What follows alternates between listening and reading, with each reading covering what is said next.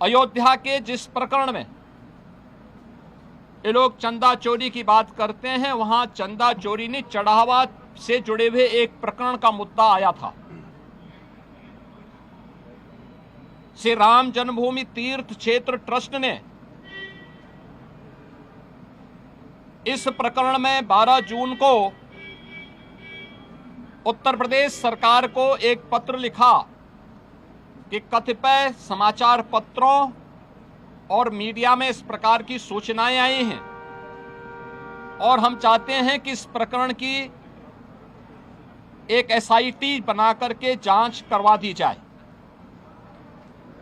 श्री राम जन्मभूमि तीर्थ क्षेत्र ट्रस्ट माननीय उच्चतम न्यायालय के द्वारा गठित एक धर्मार्थ ट्रस्ट है। राज्य सरकार इस मामले में कोई हस्तक्षेप बिना ट्रस्ट के आग्रह पर या माननीय न्यायालय के आदेश के बगैर कोई भी निर्णय नहीं ले सकती थी। ट्रस्ट ने अपील की, अनुरोध किया। राज्य सरकार ने 13 जून को स्वयं उनके अनुरोध के क्रम में एक एसआईटी गठित कर दी, जिसमें सचिव स्तर के एक सीनियर अधिकारी को एसआईटी का अध्यक्ष, आईजी रैंक के एक अधिकारी को उसका सदस्य और वित्तीय मामलों के विशेषज्ञ एक स्पेशल सेक्रेटरी रैंक के अधिकारी को उसका सदस्य बना करके इस एसआईटी को काम दिया गया कि वह अपनी रिपोर्ट उपलब्ध करवाएं, जिससे हम ट्रस्ट को इसके लिए आगे की कार्रवाई के लिए कह सकें। 15 जून से कार्य प्रारंभ किया। इस पूरे प्रकरण में एसआईटी ने अपनी कार्रवाई प्रारंभ की और 23 जून को उन्होंने अपनी पहली अंतरिम रिपोर्ट प्रस्तुत की। 23 जून की अपनी रिपोर्ट के बाद जो रिपोर्ट एसआईटी ने उपलब्ध करवाई, उस रिपोर्ट के क्रम में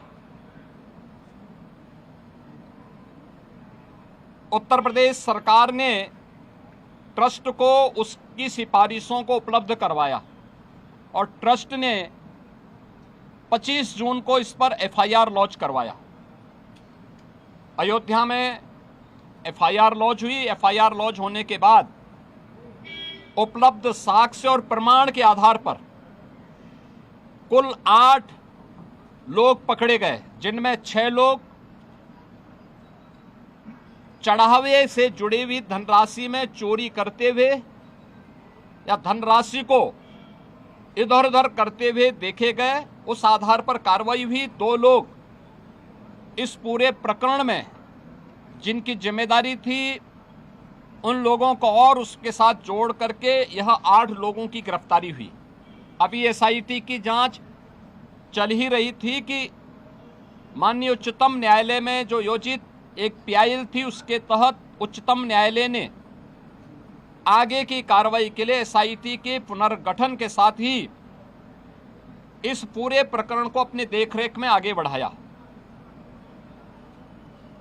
इस मामले में किसी भी साधु संत का कोई संलिप्तता प्रारंभिक जांच में एसआईटी की प्रारंभिक रिपोर्ट में कहीं भी नहीं पाया गया।